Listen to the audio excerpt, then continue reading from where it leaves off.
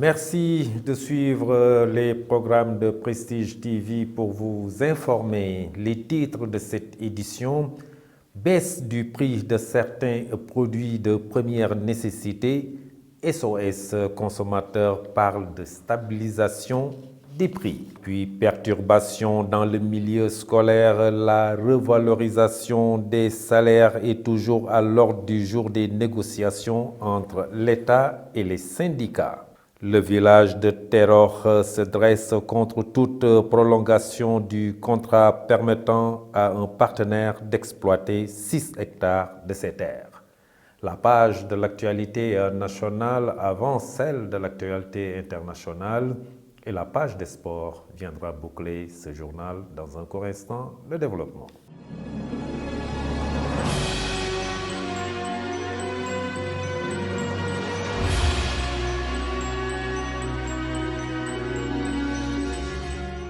Mesdames, mademoiselles, messieurs, bonsoir et bienvenue dans ce journal que nous ouvrons avec le point Covid du jour. Sur 1196 tests virologiques, 23 cas sont revenus positifs au coronavirus. 2 cas graves sont pris en charge par les services sanitaires compétents. 95 patients sont actuellement sous traitement. À ce jour, 85 651 cas ont été déclarés positifs depuis l'apparition de la maladie en mars 2020. 83 595 ont recouvré la santé. Malheureusement, 1960 décès ont été enregistrés. La maladie est toujours là. Restons vigilants et respectons les mesures barrières. Je vous le disais tout de suite dans le sommaire, le président Macky Sall, en Conseil des ministres ce jeudi, a annoncé la baisse du prix de certains produits de première nécessité, notamment le riz, le sucre et l'huile. L'objectif étant de soulager le panier de la ménagère. Cependant, le responsable régional de SOS consommateurs, Ciré Baldé Diallo, parle de stabilisation des prix plutôt que de baisse. Il est au micro de Mame Biram Gaye.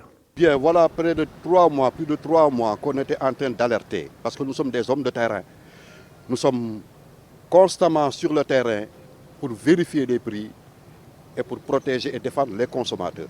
Et nous le faisons vraiment de manière bénévole, sans aucune coloration politique.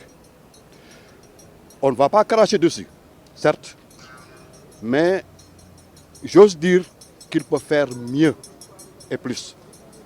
Parce que si nous comparons les prix de 2016, mais rappelons-nous que dans notre pays, nous avons près de 90% de produits qui sont en vente libre.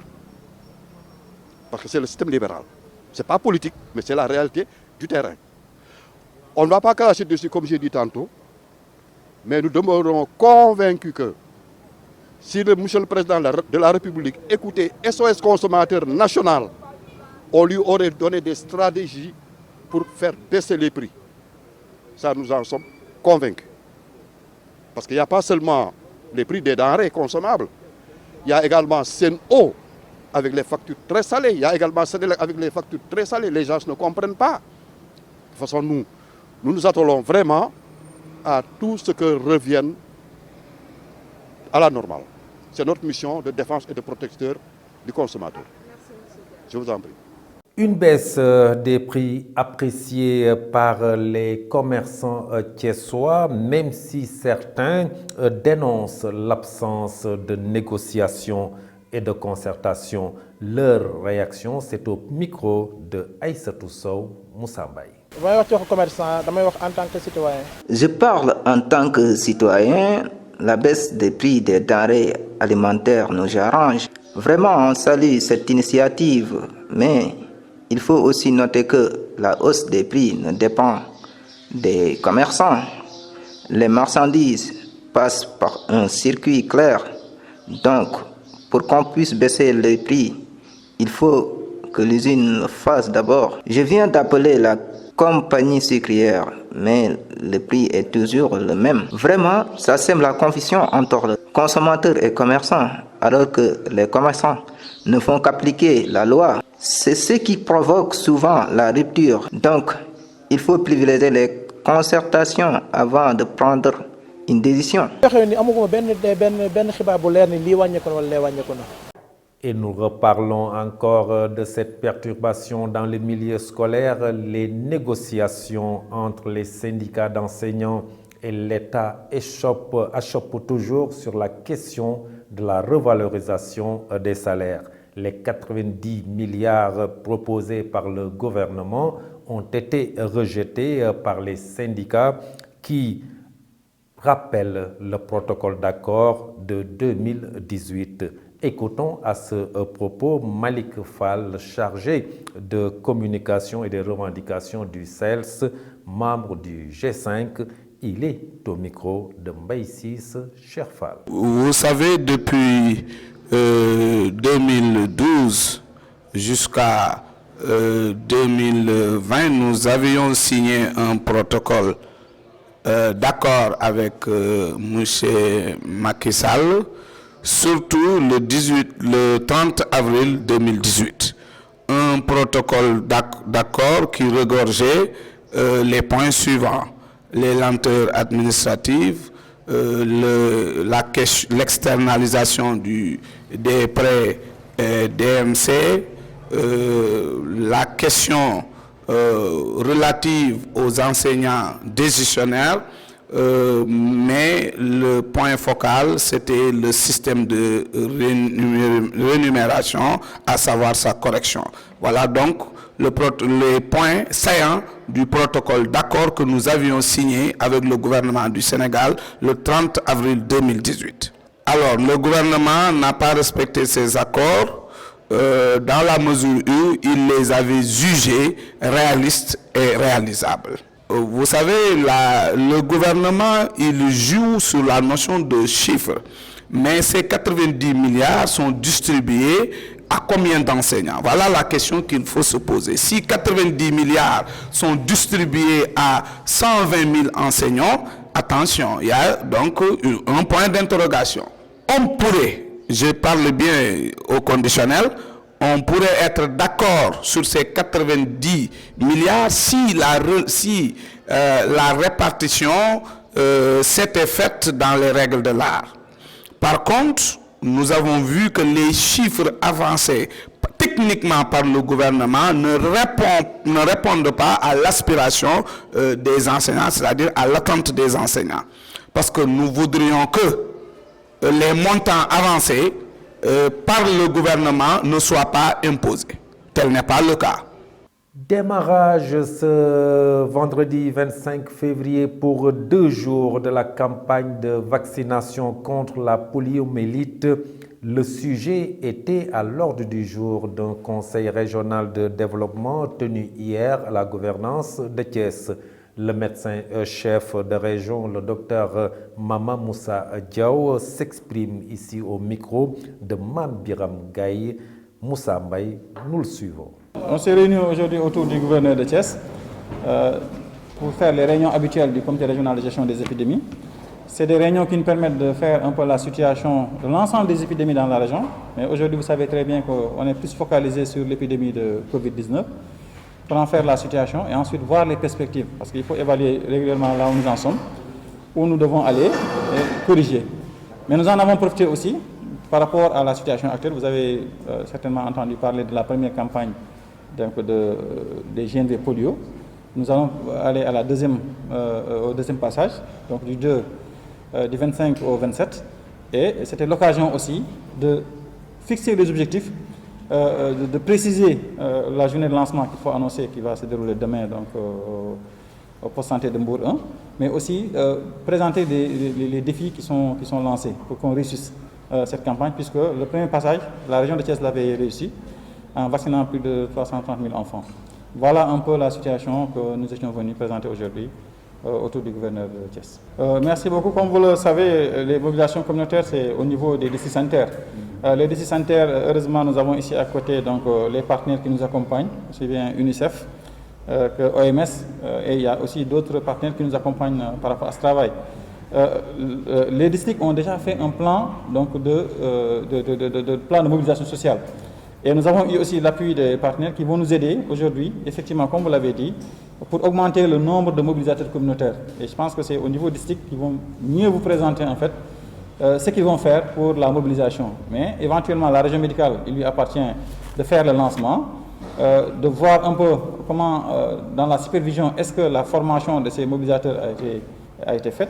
Et pour le moment, comme nous sommes très rassurés, je tiens seulement à vous dire pour chaque poste de santé, en dehors de ce que les districts avaient prévu, certains ont prévu au moins 2 mobilisateurs par poste de santé pour les accompagner sur le terrain.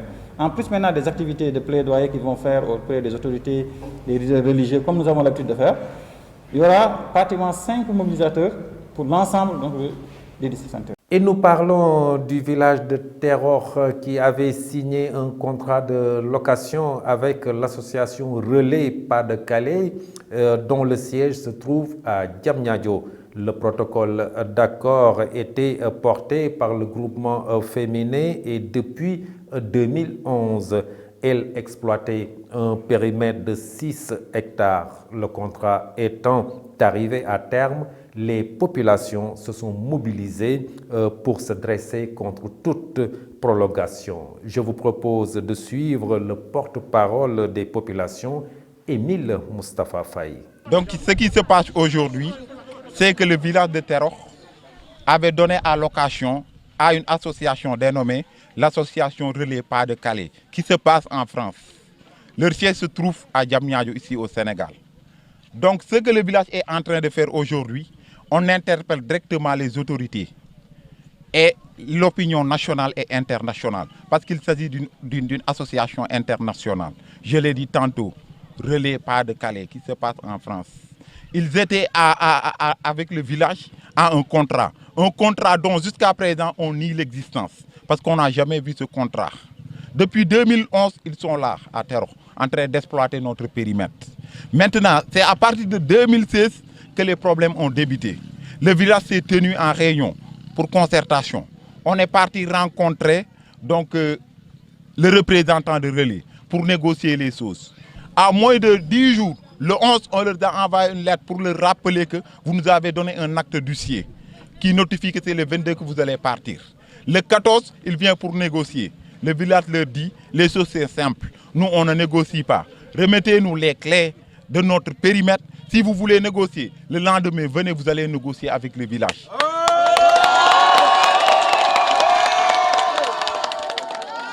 Alors, ils ont dit, niet, ils ne vont pas donner les clés. Donc, ils ont besoin d'une prolongation, qu'on leur donne une prolongation, qu'ils vont continuer d'arroser. Une chose que le village a refusée.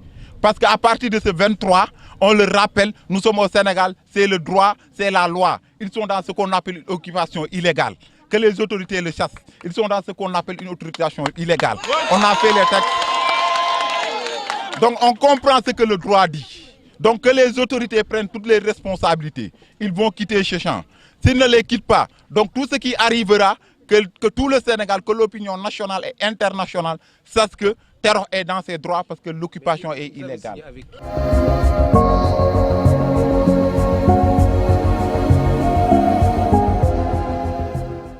La page de l'actualité nationale lutte contre le terrorisme. Le commandant des éléments français du Sénégal, EFS, salue l'engagement du Sénégal. La page de l'actualité nationale porte la signature de Rokhaya Dabambeng. Actualité nationale, le président de la République a décidé hier jeudi en Conseil des ministres de faire baisser les prix de l'huile, du riz et du sucre afin de soulager les ménages sénégalais face à la hausse des coûts des denrées de première nécessité. C'est ainsi que le prix du litre d'huile va désormais passer de 1200 francs à 1100 francs CFA, celui du riz brisé de 15 000 francs à 13 750 francs CFA, le sac de 50 kg, soit une baisse de 25 francs par kilogramme, a-t-on détaillé dans le communiqué du Conseil des ministres tenu hier jeudi au Palais de la République. S'agissant du sucre, une baisse de 25 francs sur le kilogramme est annoncée, ce qui fait passer de 625 francs à 600 francs le kilogramme, indique la même source. Et puis, le Sénégal est pleinement investi dans la lutte contre le terrorisme en collaboration avec ses partenaires, a salué hier jeudi à Dakar le général de brigade Michel Delpy, commandant des éléments français au Sénégal. Le Sénégal est pleinement investi dans la lutte contre le terrorisme. Oui, le Sénégal est pleinement investi dans la lutte contre le terrorisme avec la collaboration de ses partenaires, a-t-il déclaré. Le général de brigade a dit que son pays, en coordination avec ses alliés européens et nord-américains, a décidé de mettre fin à son engagement militaire au Mali suite à leur désaccord avec la junte au pouvoir dans ce pays ouest africain. Le CORED, en conférence de presse vendredi, le Conseil donc pour l'observation des règles d'éthique et de déontologie dans l'immédiat, CORED organise une conférence de presse vendredi à partir de 10h à la Maison de la Presse. Le CORED rendra public à cette occasion les décisions issues de son tribunal des pairs depuis août 2022, indique l'organe d'autorégulation dans un communiqué. Il s'agit d'une douzaine d'affaires portées devant cette instance en 7 mois de travail et le monitoring de la campagne des élections municipales et départementales de janvier 2022. C'en était tout pour les actualités nationales. Et sur l'international RCA, les 4 militaires français de la MINUSCA libérés, l'affaire est classée sans suite. La page internationale, c'est avec Ramatoulaye Cissé. Nous démarrons l'actualité internationale au Soudan. Les autorités soudanaises ont libéré depuis dimanche 115 militants détenus depuis des semaines dans plusieurs prisons de la capitale. Ces manifestants, membres des comités de résistance aux défenseurs des droits de l'homme, avaient été arrêtés durant les manifestations pacifiques contre le coup d'État au 25 octobre ou lors de raids nocturnes à leur domicile par les forces de sécurité. On continue par les 4 militaires français de la MINUSCA arrêtés lundi qui ont été libérés ce jeudi 24 février. Ils avaient été interpellés à l'aéroport de Bangui par la gendarmerie alors qu'ils venaient d'escorter le chef d'état-major de la mission jusqu'à son vol. Compte tenu de l'accord qui lie la Centrafrique à la MINUSCA, le parquet a jugé la procédure inopportune et décidé de classer l'affaire sans suite. Après 72 heures en détention, les 4 militaires français de la force onusienne sont désormais libres. Ils ont regagné leur quartier après un rapide contrôle médical. Et on termine l'actualité internationale par la deuxième jour de l'invasion russe. Le président ukrainien Volodymyr Zelensky a publié un décret vendredi appelant à la mobilisation générale face aux événements en cours dans son pays. Des explosions ont été entendues à Kiev à l'aube. Des combats sont en cours au nord de la capitale, selon l'armée ukrainienne. Par ailleurs, l'Union africaine appelle au respect de la souveraineté ukrainienne. Mesdames et messieurs, c'en était tout pour l'actualité internationale.